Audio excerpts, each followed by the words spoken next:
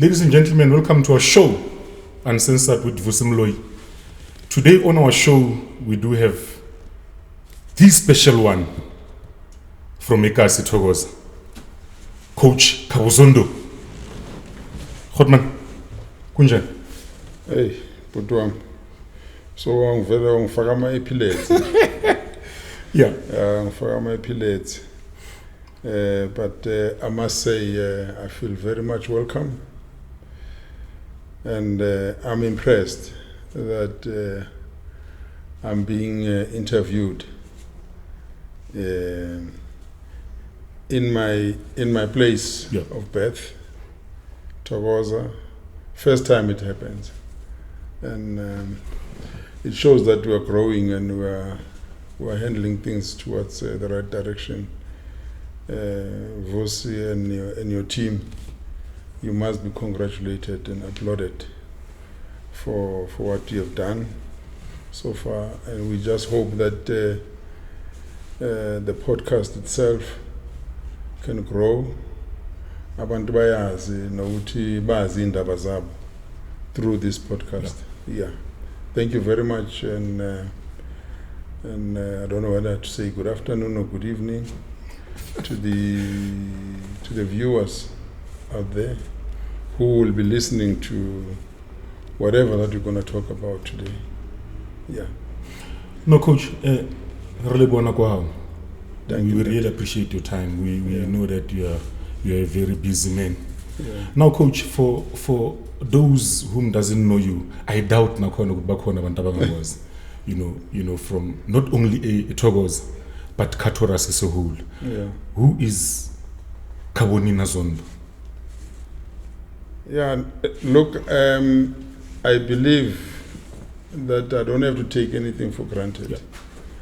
Yeah. It's always correct that even when you think you are well known, but when you go past a person, greet them. Don't expect them to greet you because you think you are well known. Yeah. My name is Khabo Zondo. Born and brought up here in Thokoza, East Rand, if one wants to say it. Now it's under Eguruleni. And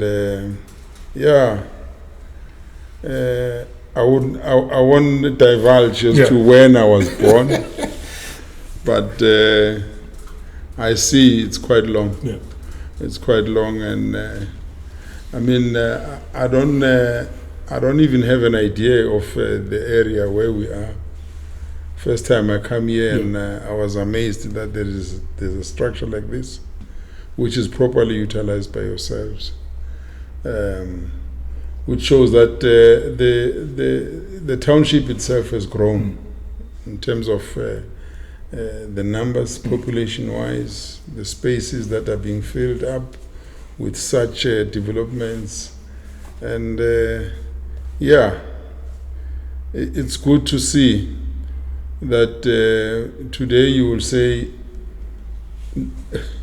I'm taking myself as someone who is not, no one would say doesn't know Khabo Zondo. A new generation today, they might not know who Khabo Zondo is. Yes. So it's correct for me to put it in perspective that I should be able to introduce myself as Khabo Zondo, born and brought up in Thokoza. Yeah. During your era, Coach, how was Thokoza in terms of environment compared to now? A very lovely township. As like us, since in this thing, we ask with Thokoza and spray to Besilwa most of the time. And if I can tell you, we're fighting for a lousy thing, it's a little between Mkatizo and Mapanze. Fighting Ngamache and all that, and even here at Tuzuko Stadium, kunomlotha yes, kwakusemlotheni sasilwa In Tabanzimbi, mostly Kumla Punch, ilo nebasuthwini. Silwela nje who should then own because that area, because it was a playing ground for all of us. So it was a good experience, but not a fight that will end up with one person dying or whatever. Yeah, but slimazana ngamatshe and all that, and then out of that area we are friends. And today, Thokoza Stadium, just behind it, there were like 4 open grounds where only football was played. Today we're talking netball has been played there. There's a development that the structure that has been developed there. It's good to see how things have grown, but I must say one disappointment that I have is that now there are few soccer fields that can be used for football. Yes. For development of our players. Correct. Especially in line with what is happening, in the outside world. To compete properly, a player has got to be developed in an environment that is almost at the same level with any in the world. There must be grass, proper grass. The soccer boots are expensive today, so if they play on a hardcore surface, it becomes difficult for a player or even parents to afford such equipment, but quite a lot have changed, and today you see there's a lot of drugs being used by our kids, which is a killer in our sport. Every Saturday and Sunday, you would go to ground 1, ground 2, or even inside the stadium. It was football all over. When you get to Emma Vimbela, it was football. Moye Pototo, it was the same. When you go to Fosloras, so football used to be powerful in this area, such that most of the people don't know that Kaiser Chiefs, as it was Kaiser 11, most of the players came from this side. Abo Moroka Solos Limited, Abo Big 15, you had Abo goalkeeper like Abo Josiah Klinde, who comes from East Rand, Pinon United. I mean, we were rich with football. Teenage Ladler comes from East Rand. And we used to pride ourselves. Actually, were you born by then? No. I doubt. Yeah, and they were quite good giants, serious giants in football coming from this area. Borata Kekani, who played for Pirates then. There was a team called Thokoza Benfica who the team that we can say probably reached the higher level in football in Thokoza. It was a well-recognized club, which I played for as well in the early 80s. There was Birmingham United. You would find that each and every section then had a club. Konabo Bantams, Konabo Mighty Greens here. I also owned a club called Thokoza Sporting Spades, which was more or less I would say, was the last one to be the best team in the area, because myself and my cousin Opa Machije, then we had a vision to bring a professional club in the township, but making sure that we form a correct base. The way we were doing things, we wanted to more like monopolize things, and so that our club becomes the best in the East Rand. And we ended playing in the 3rd division of PSL. At that time it was NSL. The team itself became defunct. I think it was 1993, 94 when there was violence in the area. I remember about 4 of my players were shot and killed in one car during that time. So there was no time in which we can put players together and play. So there was no football. I think that's when things started going down in the area. But to be honest, we tried. We tried our best. We had a vision. The vision failed because of what the violence at that time, the unrest that were there. People were dying all over. Khumalo Street was difficult to use. So there was no activity at all. So it was all about protecting your property, protecting your children, protecting your parents, your neighbors.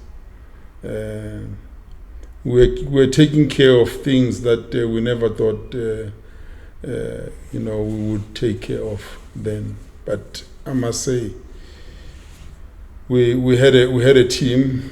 We had a team that would really represent. We thought would represent. Mawubona abantu bapenda izinja. Bapenda izinja to come and watch Sporting Spades playing. It humbled me. Nge-water paint, and then imesh mayiphelile igeza nje kahle.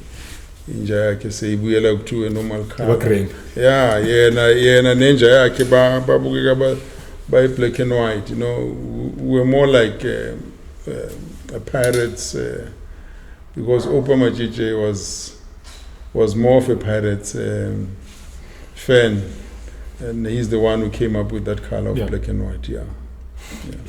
You see, Coach, my problem with interviewing a Malaysians it is that in one question they want to cover everything. They will want to cover everything. That's with the legends. You see, in our nature, I don't know whether we talk too much or we expect certain questions to be asked because of the experience. We find ourselves overlapping. Yeah. Now, Coach, I wanted to touch on this one. Yeah. It is important because we want to start to so the younger generation and even myself, I never played football, by the way. We understand exactly the legend that is still now on the seat today. Yes. Ubuyapi, Wayagupi, Ugupi right now. Your first club that you played for, Ikamalayo, and your position, and those players that you can remember, I know it's a long time ago, that you used to play with. Yeah, I played with older people in a club called Benfica then. One of them was the owner of the club. Yeah. His name is Jose Mema. I also played with my brother, my elder brother, Engamlama, or Philip. They used to call him Ryder. I played with my friend as well, my longtime friend, Kulu Shabalala, who played in the middle. I played as a defender and also as a striker. But I was the youngest in the club. And I must say, the leadership qualities came from there. I played with the likes of Ustam Jali, a very brilliant, shortish player, far older than me, maybe about 8 years older than me, and very, very matured people around me. And the late Ukachane from Watema. We had a very, very good team at that time. And surprisingly, I was not like your best player, but I was more of a committed player. When it comes to training, punctuality is there. When it comes to instructions being taken from whoever coached us at that time, I was the person, to apply things properly the way they are wanted by the coach. And I must say, when the club itself became defunct, when Zimema decided to sell the club, it's only me who was sold. Every other player was chased away because of maybe they were ill-disciplined or whatever, I don't know. I was sold to a team called Thokoza Mighty Greens, one of the best at that time as well.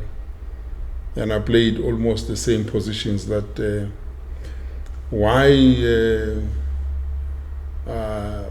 Mighty Greens decided to buy me. I remember the price was about 2,000 rands. Back then? Back then. It's a lot of money. Very expensive. Yeah, and when I ask them now, we are talking as friends now with those clubs were run by the players themselves.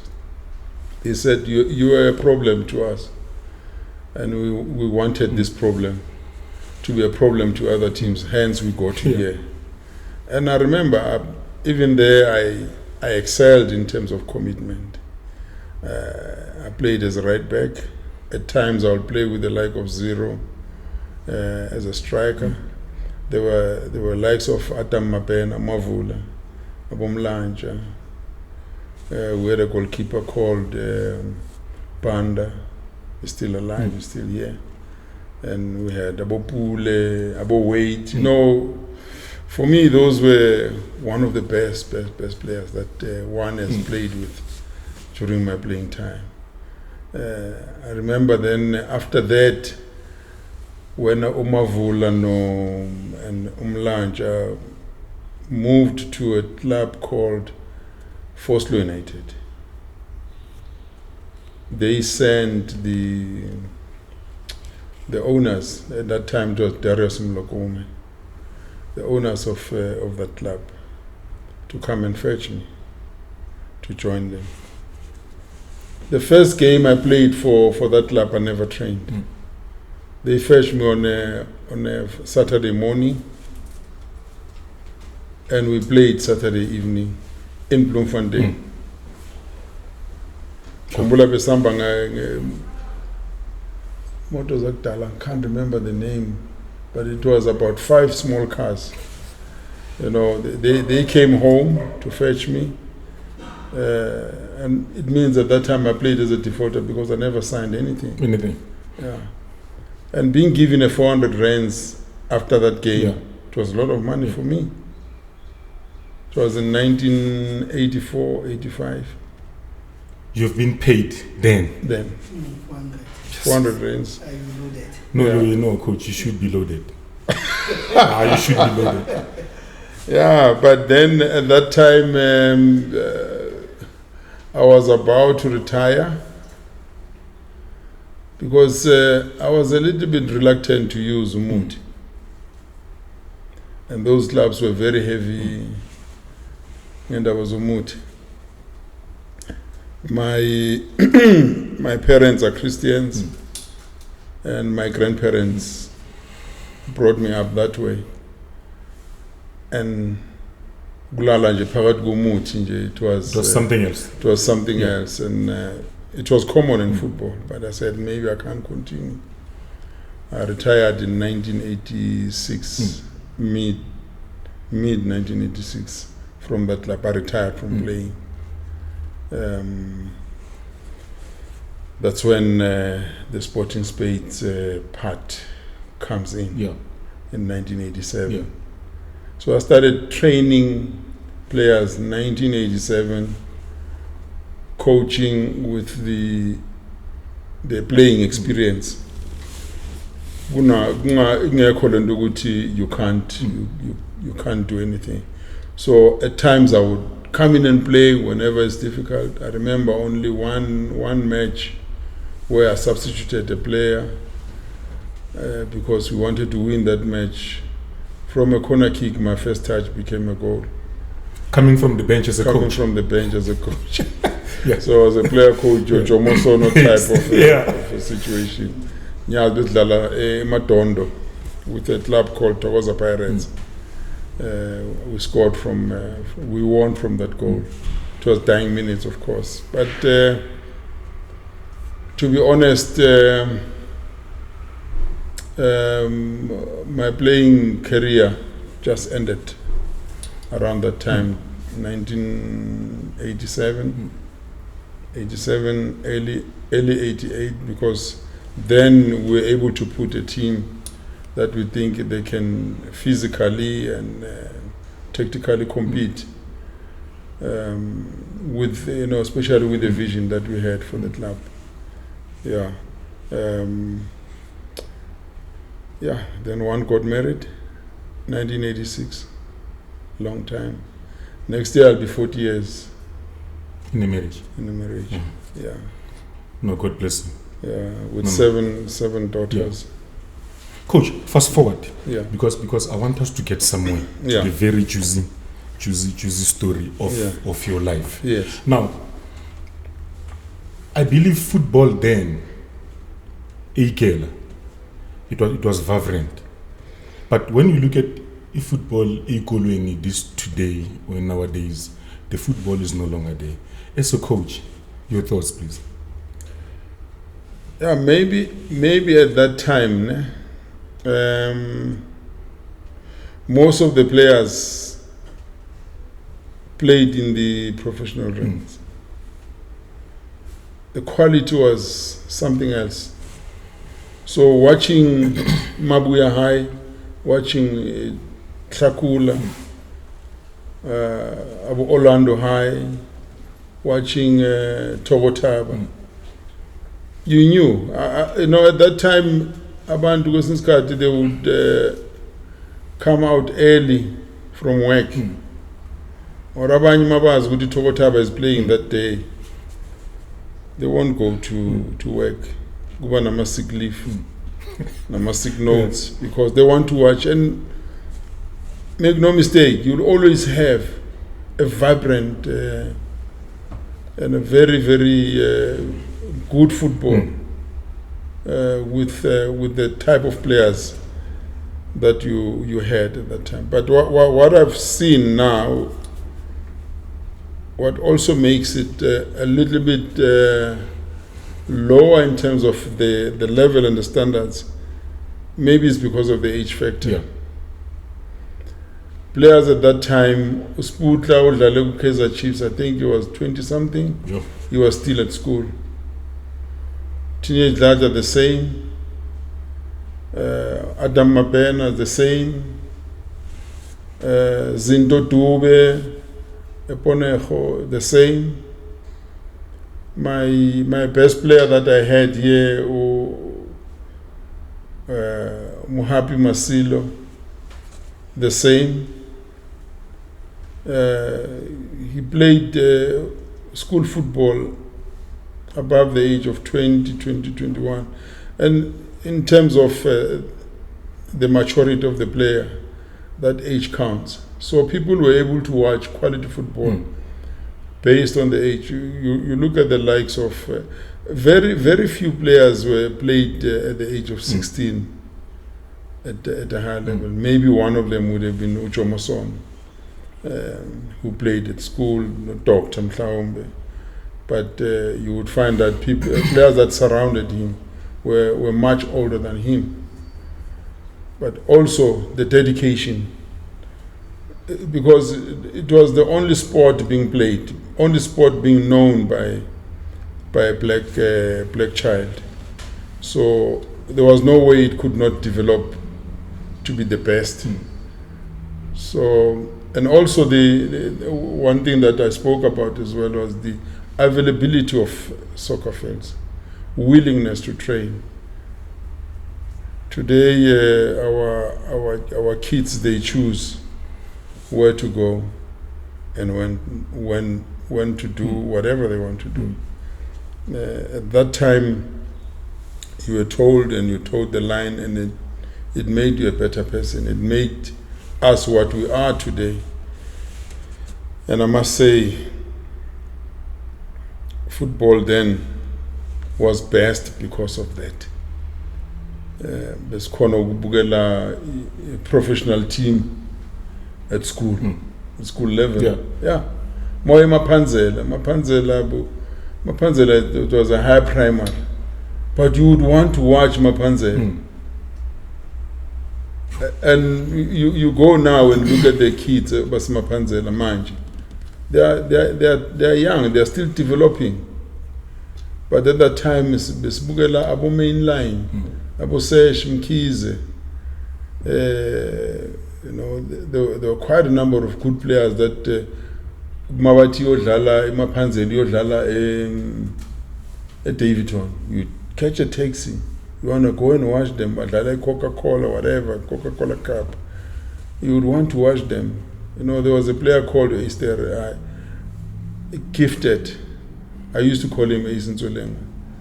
The high level of intelligence, how he sees things, how he creates situations.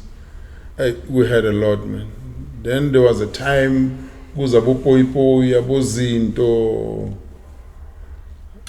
exceptional talent. Yes. Players that could use, I know there was a player called Utibo, Osipendo, a player that could receive and use both feet equally, who could not identify as to where his weak foot was. Utibo ungampasa noma kuphi, he will just turn and receive and play simply. And in terms of dribbling, there are so many players that, in this area, maybe you would count more than 10,000 players. In Mamel. And it pains me because we're all passionate about this game, which we're still, having the same feeling about this game. But we're not getting what we're supposed to be getting now. I mean, for the whole country to rave about only one player today, it pains some of us. We can only see Mfukeng as the only player, brilliant player, but there are so many out there that are like him. And who identifies them? Who gives them the courage? But the coach was a man, and you identify them whilst they're still young, and put them in a certain program that will enhance their playing ability. Towaza had such, Natasprate had such, Fosloras had such. You go to Wadville, there was a team called Wadville Pirates.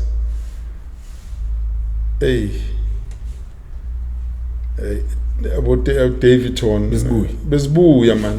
Besbuya. Abu Chabupule didn't come by mistake. They came from an area of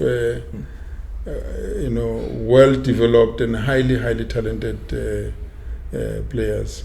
Coach, tell me, before Sindlul, the likes of you Tebo Mkwena Antani, you have touched Tukuzindo, the likes of Abu Skaramangubo Ngobes. Yes. Ucoach you go leso. During that talent. It was 1995 when I got in touch with Antani. There was a club called Cameroon, the owner of Brasten.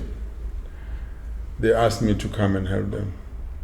And through that, I was able to take Antani to, and there was a provincial, not provincial, a regional team, Eastern Transvaal. I took him there one time as a central midfield. One of the best. And he ended up playing for Bafana Bafana as well. But uvela kuzo lezandla naye. Oscar Ngobese, I got him when I was the Classic, Tembisa Classic. Okay. Yeah. I hope that I'm not. No, you're not. Fast forwarding things. A very arrogant player, educated left. Oscar could make the stadium to sing. With his touches on the ball, and yet his own way. You had to understand Oscar udlala kanjani and what is it that he can contribute. So as a coach, you had to make use of him, to your advantage. So hey, baningi man. Baningi abanye nyabakhohlwa, abanye still remember. We are proud of your work. You check, for an example, Tebumkwena Antan. He went to a France, if I believe so, and he played for Bafana Bafana. Yes. A very brilliant footballer. You look at the late Ngobese. And coincidentally, Antan, when we went to the World Cup 2002, Korea, Japan, I was part of the technical team. Antane was there. So I was happy to see part of my work having reached that level. Yes. I'm coaching the player that I coached at the World Cup, level. And Antane was the midfielder. Yes. Very, very strong. A character, took control of things in the middle, and everyone loved him. 100%. Yeah. Coach, we are moving along now. Yes. I know you would have touched Tembisa Classic. You were on fire there. Now, there's a picture that I got from Facebook when checking your work. It says Tembisa Classic coach Khabo Zondo giving instruction to his star player Zwane. That was 2000. Zwane today, he's a well-known coach, from Kaizer Chiefs. Now he's coaching Amazulu, yes. And he comes from your hand. Now, this is the reason why this podcast, to tell the good stories about our own people, our own legend from Etogos. Yeah. Take us through Tembisa Classic. You star Zwane and Ngobese Mangu. Yeah. To be honest, there were quite a lot. Yeah. There were quite a lot. Tembisa Classic. Yes. People don't know that. There were players that I thought they could make it even at the national team. There was Tumelo Mufukeng, short, skinny, hardworking, brilliant runs. Yeah. And you look at his size, you never thought that this player could maneuver and get through, tough defenders. Correct. And score goals. Scored beautiful goals because of his timing of making those runs. To be honest, how I got to Tembisa Classic, hey man, Tembisa Classic took my players. Yeah. At that time in 1995, I had started another club called, I was invited by a club called Katores United. That's where I had the likes of Abu Japan and all that. And Tembisa Classic saw these players in one of the matches and they came to buy them, 5 of them, but they could not use them. They then decided to to have me as their coach, which was something very, very difficult because I was a shareholder in the team, a coach and also a shareholder. But we had agreed after that I should go and help them. So through helping them, then the players had a clear understanding of what type of a person I was, what is it that I could do for them. And we won matches, and the Tembisa Classic got promoted to a first division through what we did. Me as a head coach at that time. That's how the relationship between myself and Classic started. So I requested that I've done my job. I should go back and help my club to achieve its goals as well. They refused. They asked me to stay. They 1999, 2000. But then came Zwane in the club. Yeah. Zwane's story is a very, very funny story, because at that time Atta belonged to Orlando Pirates. So he was on loan to Mohellering Real Rovers. But at the end of the season, he spoke to Sinki Mnisi, and Sinki spoke to me about him. I said, well, I would love to have that player, because at that time very few teams wanted Arthur. So we had to revive his career. We were told all the negatives about Arthur. You know, you won't believe what I'm going to tell you. I made Arthur my child.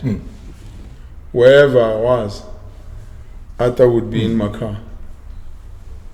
After training, I remember he faltered once, because I told him, you know, the reports that I have about you is that you are this kind of a person, or this kind of a player. And he was just begging for this opportunity. Hard work and training. And then he decided himself, Coach, can I, if I can, master to trainer, can you take me with wherever we're going? Yeah. I'll sit in the car. If we are shop ekhaya, I'll be there until ngizengihamba ngekhaya. So I carried to Arthur like that. Makangibona namhlanje ungibusy time like more than a coach. At the end of the season, Kaizer Chiefs had an interest, but they had to get the player from Orlando Pirates. And at that time, Orlando Pirates' contract with Arthur was almost done, if not in existence anymore. So he begged me that I should not allow him to go to Kaizer Chiefs through Pirates. I said, that is not going to happen. I told him that is not going to happen. You will go to Kaizer Chiefs because this is your best moment. So there was a switch between Zwane and Leslie Manyatela. Wow. Well, Leslie Manyatela had been signed by both clubs, if I remember. And Pirates had to get Leslie Manyatela from Chiefs. They had to take Zwane. So it happened in that manner that Arthur ended up being at Kaizer Chiefs, and he never looked back from there. But I must say, when he played for Classic, he did everything right. And you could see that one day Arthur would be a coach. I'm not surprised today that he is a coach. Yeah. Coach, quickly. Yeah. There's a number of teams that you were involved and with your great work. I just want to list those teams and then you give us your experience with them. And not forgetting the national teams. Not forgetting the nation. We'll never forget that one. National teams. Never. From Amachita to Bafana Bafana, am I correct? Yeah, but also where I started as a talent ID coach. You also involved the likes of Benny McCarthy, Matthew Boots, and all that. There was a vision called Vision 2000, which was sponsored by Sasso. Correct. Identifying players for. Let's start here, coach. Let's start here. Yeah. Royal Eagles from 2015 to 2016. Right. Before we go to Royal EM, let's start with Golden Arrows and Bloemfontein Celtics. Yeah. Chip in from Royal Eagles 2015 to 2016. Then from there, you go straight, go Bloemfontein Celtics and Golden Arrows. Yeah. Then you'll finish with Royal EM and then BCC Bafana Bafana. Yeah.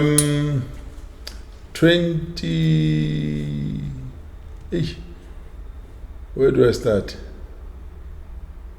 Yeah, but how it happened. When I left, the day I left Tembisa Classic, correct. I'm from a meeting to part ways with Tembisa Classics. But as I leave the office, opening the door of my car, the phone rings. I'm talking to the director of Golden Arrows, the late Rocky Madlala. May his soul rest in peace. Vusi Zondo. That's how we used to call him. Vusi Zondo kunjani? Ngikhona nje. Sengizwile. Ukuthi uzwe kanjani? I don't know. Because media was not as sharp as it is today. It is today. Bengicela Vusi Zondo ukuthi ubusudlula uza ngala eThekwini. Siyacela. Sesengozini. We had 18 clubs at that time and the team was position 16. Fighting relegation. It was tough. Tough. It was tough. Ngiyacela mfowethu ngicela ukugibele nje if ungenzeka namhlanje. So before I even report to my family, my wife, that I've left Classic, I already had a job. So I got home, I packed some luggage for myself, rushed to the airport, the ticket is ready. I was fetched at the airport by Devon, the old Devon airport, by Miss Matomadlala, the CEO now for PSL. Straight to training. Introduction, no contract. No contract. No contract. And contract was prepared, same day in the evening. And that's how I got Golden Arrows, and I saved them from position 16 to position 11. And they understood my approach, and we also revived the squad, looking at the age and the type of players that are needed for the future. That was quite a difficult thing to do. But then again, after that, I left. You stayed there for how many seasons? I stayed for 2.5 seasons. 2.5 seasons. I left to join. I was invited by. In fact, I was approached by Patrice Mtsipe himself. He wanted me to start the development of Sundowns. And also to assist in the senior team. Okay. And I must say, I was happy with one thing, that I'm coming closer to my family. I joined Sundowns. started, identifying players and Right after Golden Arrows. immediately after Golden Arrows. I remember I was flying almost every night, every morning, every night, because I was not done with the contract that we were to sign. I remember one morning I bumped into my boss. Sikibeli plane so no matter. You're supposed to be in Durban, and now I came here to see my family, and I'll be in training on time. But you could see that it was disturbing me because I was no more focused, to apply myself properly with Golden Arrows. But finally I signed, but later, after a year and a half, Golden Arrows again came. We need you back. Okay. And when I saw where they were in a position in the log, because I liked that team as well. I liked that team. The environment was just something else for me. I had to go back, and I begged the president of the club at that time, Patrice. I begged him, and he said, but did we do wrong and all that? I said, no. If you look at the club where I started this thing, I can't let me go and fail with this club. Yeah. Then they allowed me to go back. But he also said, because he's a very good-hearted person, a very tough person, but a good-hearted person as well. And he said, if things don't work, the way you want them at that club, the doors are still open. Okay. Yeah. You have started a development for Sundowns, and I would like you to continue with what you've started. I identified at Sundowns, I identified players like Ezrom Nyandoro. Yeah. I brought also Peter Ndlovu, because at that time I could look at what is it that the club is running short of, and I identified some of them. Abu Muriri, when I was asked which player can we take from Silver Stars, the first player that I recommended was Muriri, and they closed that deal. That's how those players came into, the player that I could not sign, and very young, whilst I was at Sundowns, was Bernard Parker. I identified him at school. The signing of him was delayed, such that he was under pressure from other clubs. The Pinoni Premier of this world signed him, gave him a better offer. And I remember one day the CEO of the club called me when I was no more at the club. He said, we apologize for what we have done. We didn't support you wanting to sign. I said, no, it happens in football. It's all about the player. Yes. We don't know how the player would have, done at Sundowns, but wherever he is now, he's okay, and Sundowns is okay the way they are at the moment. And I went back to Arrows, saved them from relegation again. 18 clubs then, I remember. So they went to position 9. Yeah. I went position 9. A year after that, we ended up position 5. Sure. Just after that, I stayed a little bit longer then, because 2007, that's when things were no more okay for me, because I had one must say, the desire was no more there. Quite a number of challenges that I was faced with as a person. I was recruited by supporters from Bloemfontein Celtic. Suwelele. Samasel. Yeah, I remember we had just played them at Chatsworth. And I thought it was a joke. Yeah. They came across me in a garage, it was in a Chatsworth. Tell petrol, Ntate Zondo ra uphahla. Coach ya rona wena. Ra batla le jwalo. Re batla go Bloemfontein. Ke re he banna. Ke re no, but I never thought I'm a supporters. How can supporters? Yeah. Why not the owners or the directors of the club or the chairman or the CEO? Yeah. Why are we not approached by? Am I not approached by them?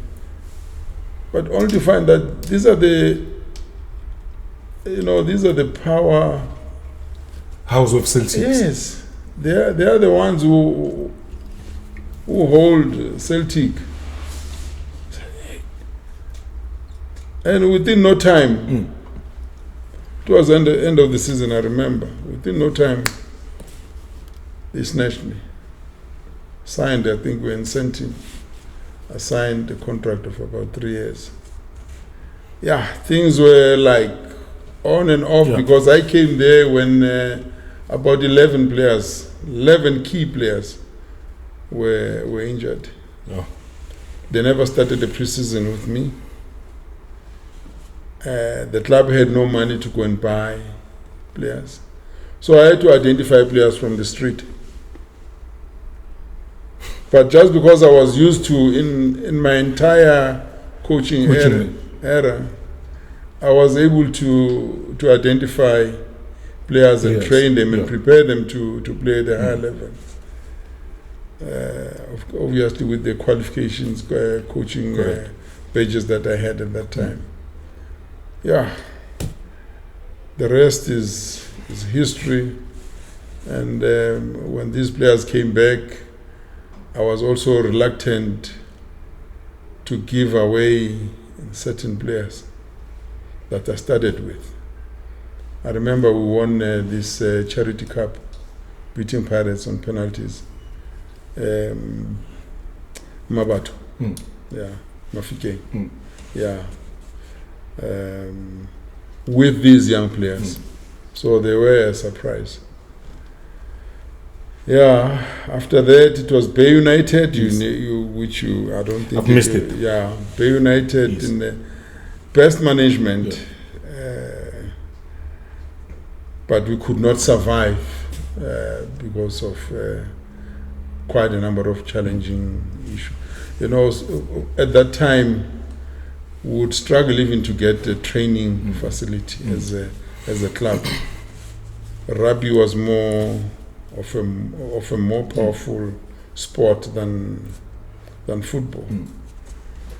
You will drive to a training ground and only to find that the field is not available for football, and all of a sudden we have to find something. Sure. It almost happened even in Bloemfontein, where we never had our own facility, which is something that I think clubs in South Africa suffer because of the lack of facilities. Yes. We touched them at amateur level, but it also happened up there. The clubs still hire, training fields. They don't have their own. Maybe financially, clubs can't be like the likes of Orlando Pirates, Chiefs, and Sundowns, clubs that that have their own. One of the clubs that had its own facility was Ajax in Kamva, in Cape Town. You could see that these players, there's no way that they could not do well because of the facility that they have. Yeah. Quickly, Royal Eagles and Royal AM. Yeah. Because I just want us to get to the very interesting part of your life. That is the national team in all aspects. Yeah. Can you just talk us through to those two teams? Royal Eagles, Royal AM. Yes. Royal Eagles, how I went there, I had no club at that time. Yeah. I was busy with the Nedbank talent search. Correct. And then I get this call from my friend, Tembisa.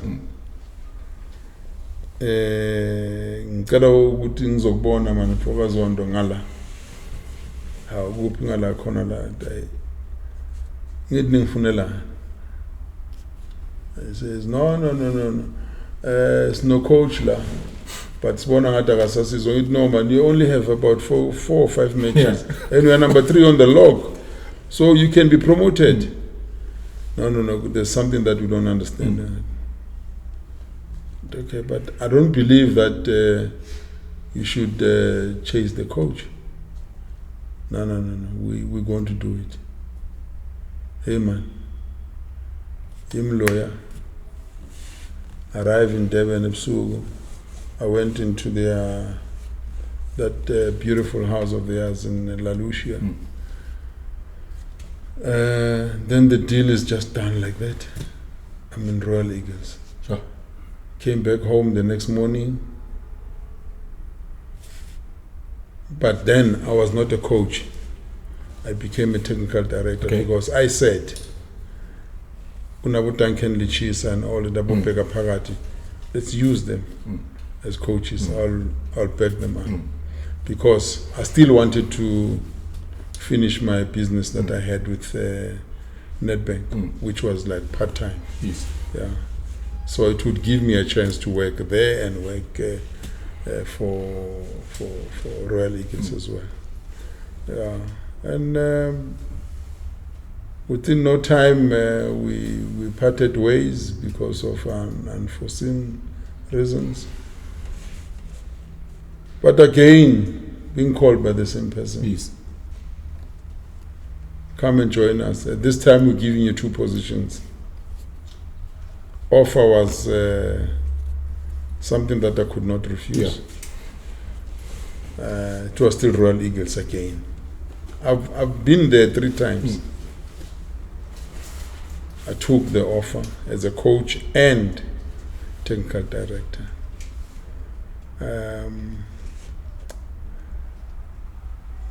But I think when Baroka was promoted, we were 7 points behind them with 21 points. No, we're 3 points. 3 points behind them, 7 matches to play. So 7 matches, that's about 21 points. 21 points to play for. It's a Kabana from nowhere. No problem. Packed my bags, went. There's a Slally Ranch at that time. Beautiful, great facility for football. Came back home.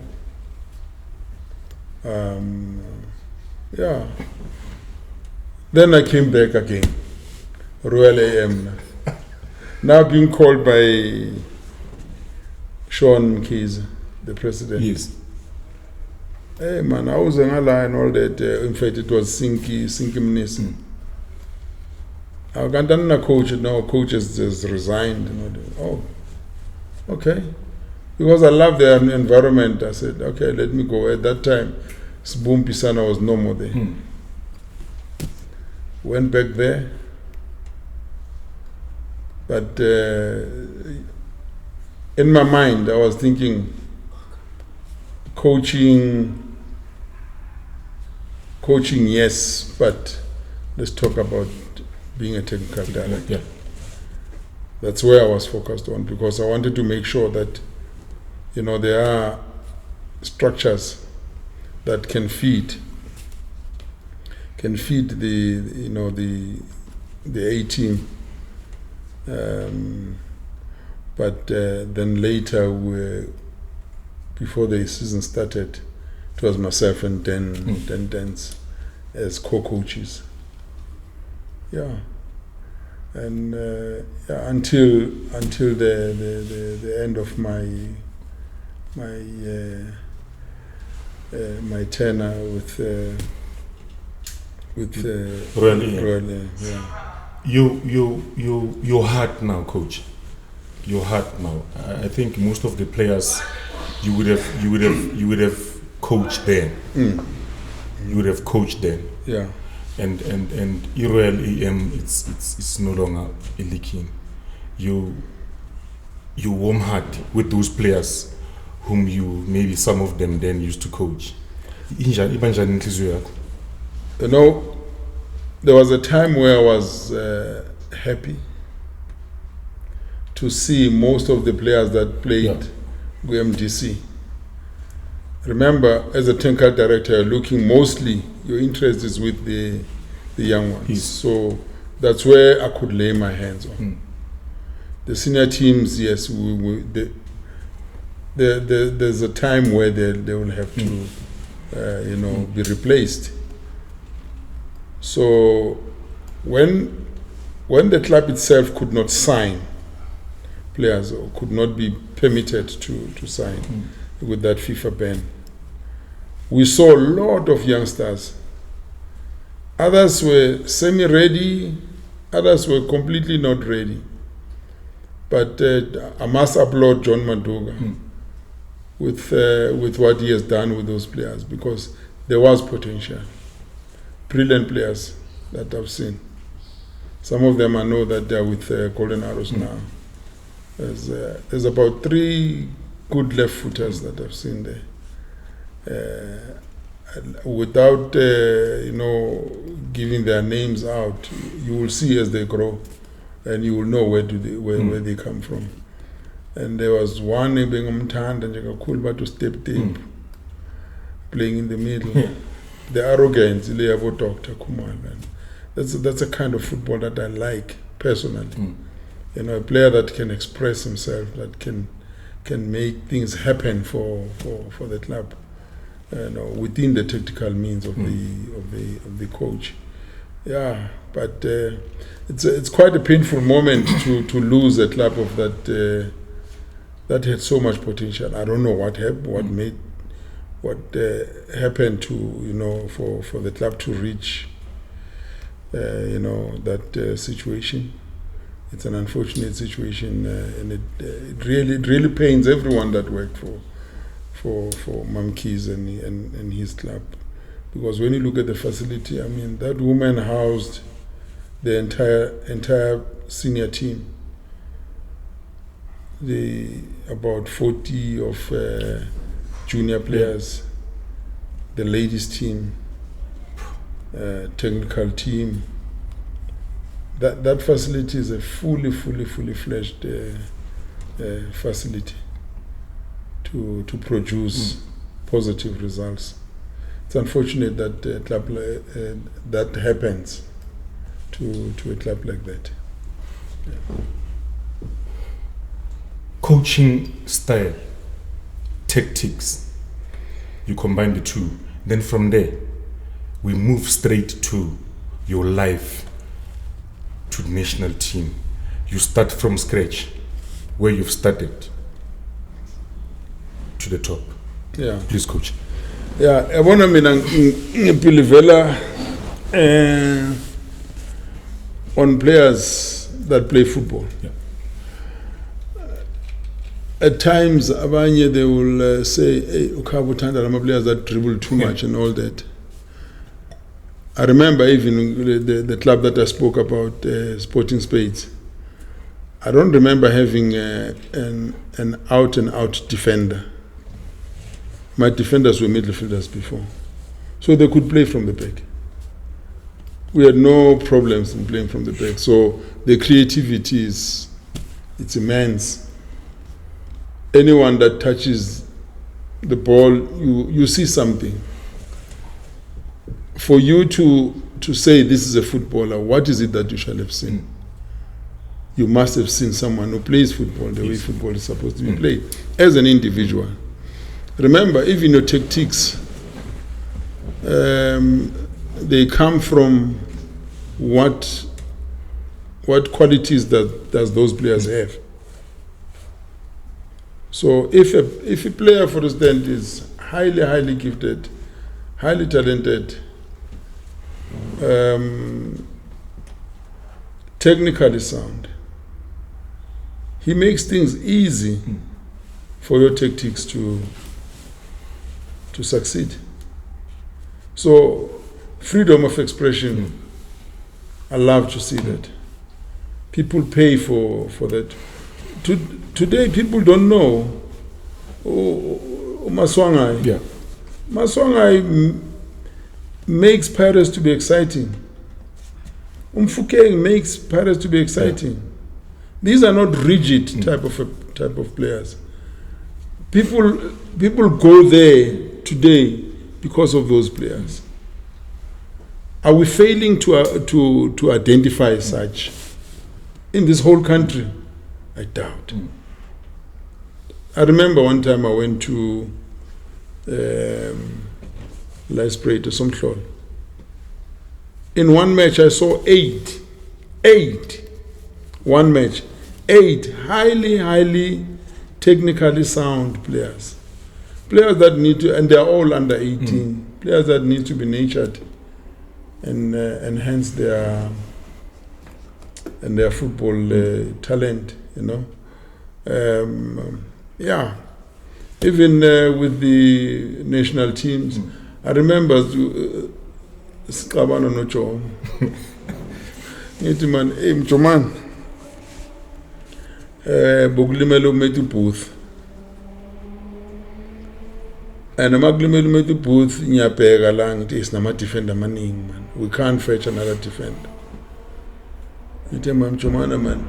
Ukona muntu simshile nge mistake, yes. And I asked this we were in Hong Kong, I remember. Ite mina terminator man. Mabala. Because he was going to bring this element that not every country has. Surprising factors that they have. Correct. Change of direction, speed, proper crosses and all that.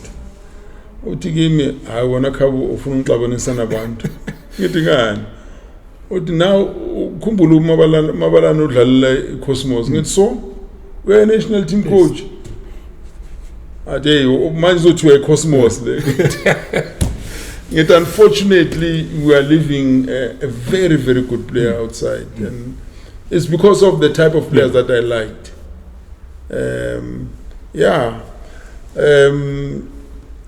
I told you about how I got into the national team. Correct. It started as a talent ID coach. Yeah. With the likes of Uncensored, the late, and the late Clive Barker. I think there was also the late Phil Sitsedi there. I was in the group with them. Mish Diavre with this Vision 2000. And during that time,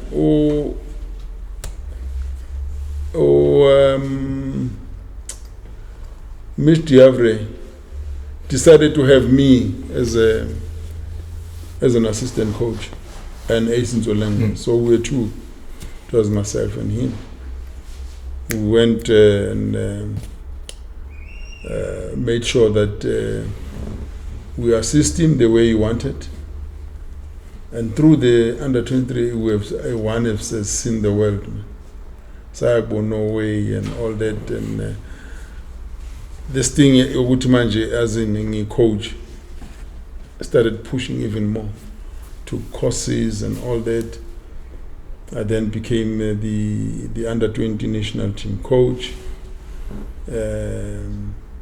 but that was before the World Cup. The World Cup 2002 Korea, Japan. A very, very great experience for me. Working with players of like Lucas Khatebe, Penny McCarthy. Penny McCarthy, obviously, we identified him through this program that we had. Yeah, and there's a lot that one can say about. How I got to a certain level and what is it that I've done. I co-coached, remember, Pete and myself were the first coaches to beat Zambia at home.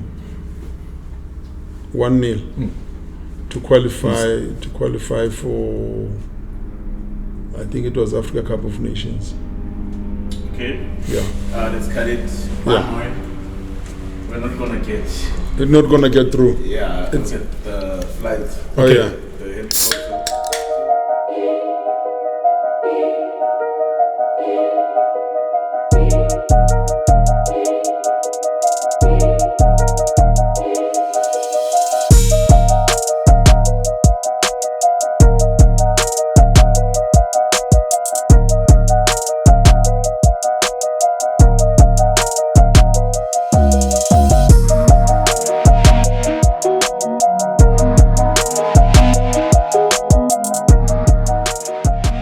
Coach, briefly, you Bafana Bafana journey, you've been involved there. Yeah.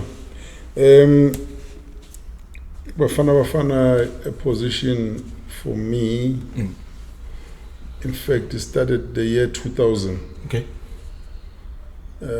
When we were selected as few coaches. It was myself, Skrima Shabalala the late, Augusto Palacios, Bobby Solomon, Bobby Williams, and the late Eddie Lewis. We were requested to become the assessors of Bafana Bafana during the Africa Cup of Nations in Ghana, Nigeria. Where we became like advisors to Trot Muloto with Brastiles Pumo at that time. Yeah, quite a heavy task for us, because the coach decides on what information we have given him. Besingalali, today in a recorder with these kind of machines. At that time, besa konama VHS. In the hotel where we were, in fact, it was not even a hotel. It was more like a B&B thing type of accommodation. You've been given two machines, the VHS. We are recording ngapha we are bugela ngapha, you stop and then you record ngapha. It was a machine. It was a machine. And I remember Augusto Palacios used to say to me, hey, you're writing a lot of information. Maybe I need to. In one mesh I would write by hand maybe about 15 pages on things that I've seen, but out of those I would take maybe two most important ones.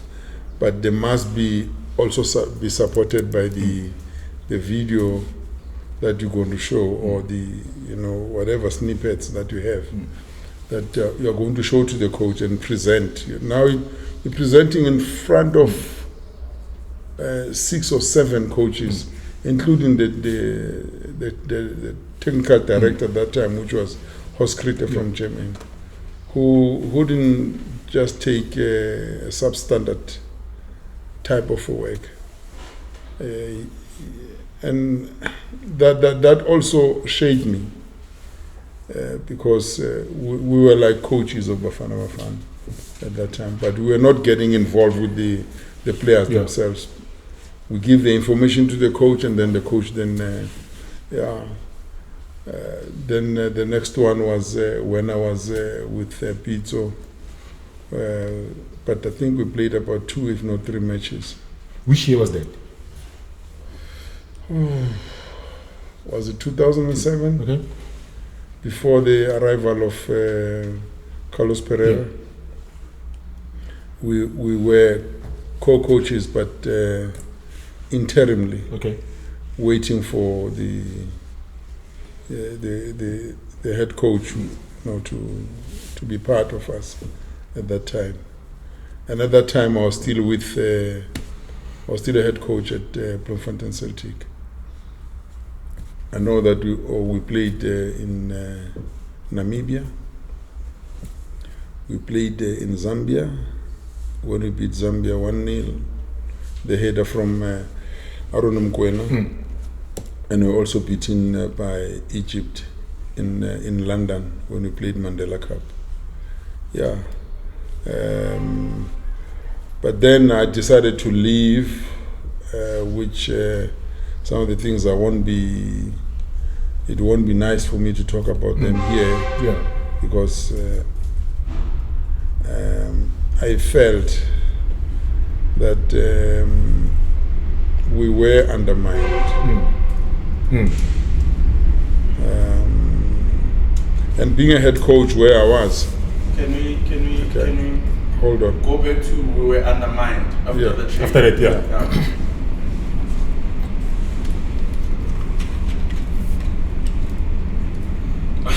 Still rolling? Yeah, still rolling. Okay. Come check it out. It's still good. It is good. Are we fine? 2 seconds, we're fine. We're fine. Okay, let's go back to we were undermined. Yeah, I still felt that we were undermined the way we were treated. I decided to stay with Bloemfontein Celtic. Even though I was pursued by Pito himself, and because at that time, remember, me and Pito were eyed for a takeover after the World Cup 2010. Pereira came for that. Yeah. I said, I feel that I have to leave now because I must also look after Bloemfontein Celtic. I'm a head coach there. So coming to Bafana Bafana was part-time as assistant.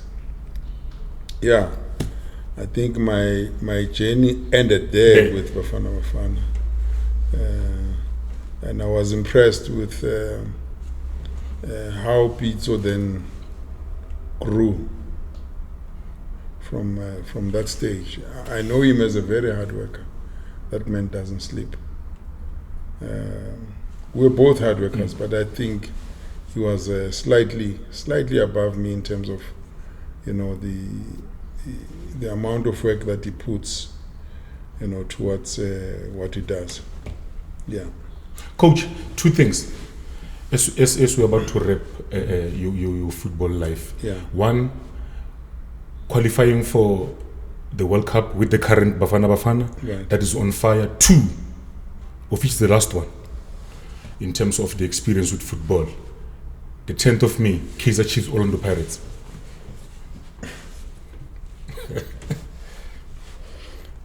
Yeah. Let's put it like this. Bafana Bafana now, they've got the right players. Yeah.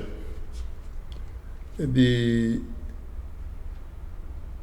exposure that Sundowns got, playing in Africa, most of those players that we use in Bafana Bafana have given us a little bit of an edge, and the understanding. You see the arrogance that the likes of Tebogo Mokoena has playing at that level. You can see that he's used to, and also the type of coach that we have. You can see that he gives his players what he believes that they're worth to get. They can easily adapt to his own approach. We have a chance. We have a chance, but let us play until the end. The end. And then we can tell as to what is it that is going to happen when we get there. Because we can't always be there and come out in the first preliminary rounds and not proceed to the next round. I think with the type of players that we have at the moment, though in a striking position, we're still struggling, but maybe the coach will make means, in terms of what tactics to apply, whether to play out and out striker or maybe a hidden striker for us to be able to get goals. We're not scoring quite many goals the way the team looks. Score 1 or 2. We're not constantly scoring the way it's supposed to be. The big one, 10th May, Kaizer Chiefs, Mfundo, Orlando Pirates, Mfuki. Your predictions?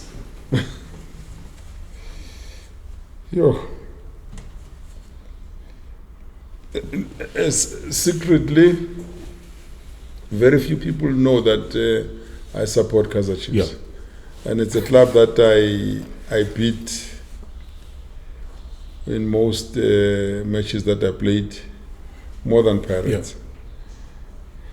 But at the moment, they don't seem to be too convincing. Maybe the adaptation to a new coach's approach is still a problem. People should also understand that. I'm not the type of a person that undermines the work of any other coach, because I know how difficult it is to put the team together and change things, especially on teams or clubs that have not been doing well for quite some time. Psychologically, those players are suffering. Yeah. Supporters are suffering because they also put the club under pressure, and the coach maybe at that time feels a little bit of pressure because things are not happening as quick as he would like to see them happening. But I still put Chiefs. Okay. No, thank you. Now, Coach, we are wrapping this football part.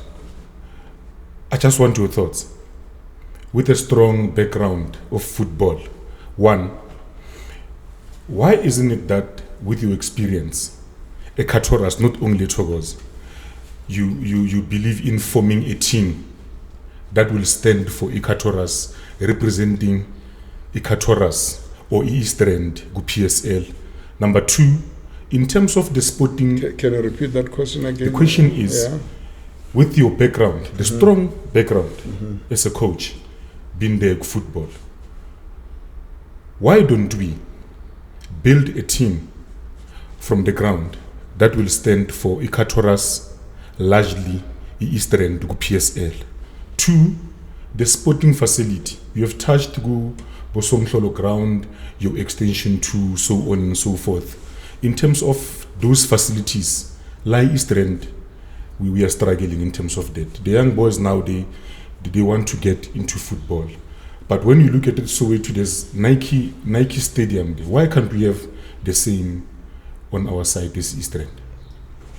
Yeah, obviously, on your first question, to have a situation whereby you can have a club. You need a very strong financial backup. I don't know whether we do have in the East Rand, and you must be able to sustain whatever you bring. You can't only rely on sponsors. Even the owner itself of the club must be financially sound to handle his own business. Maybe that is a challenge at the moment. Okay. Are we focusing on that? Is there anyone who's coming up with a plan to say something must happen in that regard? I don't think so. Okay. Facilities. Can we go to the companies that we have and maybe also talk to our local government? Identify all these fields that need to be made suitable for development of football, where clubs can train, players can feel free to be there, the safety and all those things. Our parents also feel comfortable to leave their players in the hands of those coaches. So challenges are quite many, but facilities, to be honest, there's no excuse of not having 5 or 6 in Thokoza. In Natalspruit, because it's quite bigger, maybe 10, because if you look section by section, there must be a facility. How many kids are there? Then the competition starts within. Before we used to start within the streets, then it moves to sections. Sections moves to areas of either Setobos or Sprayed, and representation becomes better and the quality becomes better on its own. I don't think we can succeed without those facilities. I think companies as well must be able to help us. I mean, in the East Rand, we are well placed with the number of industrial. In fact, it's surrounded by industrial areas in the East Rand. No, it's clear. X, do you want to chip in just in a minute? No. You good? Chuku? I think now we have to go to business. Business. Thank you.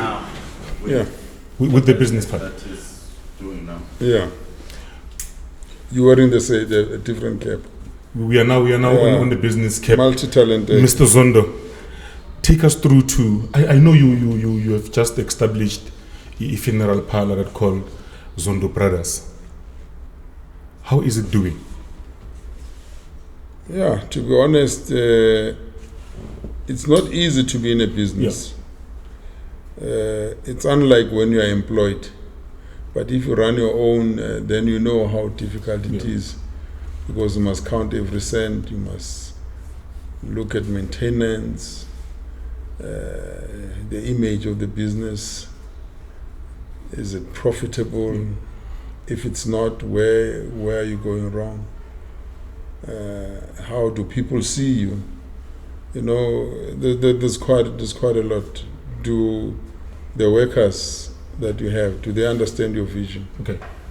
From time to time, we have these meetings with them, for them to understand what is it that we're trying to do. But fortunately, ourselves, we come from a business background where we were running a supermarket and a butchery, which we think it was doing well at that time, until one left to be in football, fully in football. And my parents, obviously, they were also getting tired. Coming back from football, and we looked at the building and we said, maybe we can change this, because now the big chains, stores have come into the township, the likes of ShopRite, Pick and Pay and all that, and all these smaller spaza shops. They've also stolen some business from us. So we understand through the teaching of our parents as to how business is supposed to be run.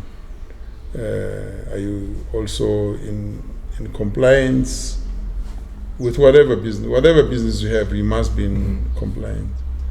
And also, we knew that we have to be very mentally strong in whatever we do.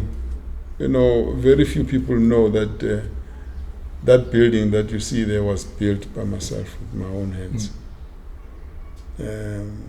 with my brother and my dad, who were helping when I was giving direction and say this is what we do here and all that. But I was doing it with my bare hands until where it is now. But to be honest, it's not easy. Not easy. We took the business that we thought the people in our area don't have that kind of a business. You know, it's one thing that we know ourselves with. We are clean. We serve our people honestly. We don't want to disappoint. We keep the promises. This business says when it comes to paying the client, because we also collect money for insurance and all that. When it comes to paying the client, we pay them on time, and we have never disappointed on that. And when it comes to the burial, we bury the way we have agreed with the clients, and we are happy with what we have achieved so far.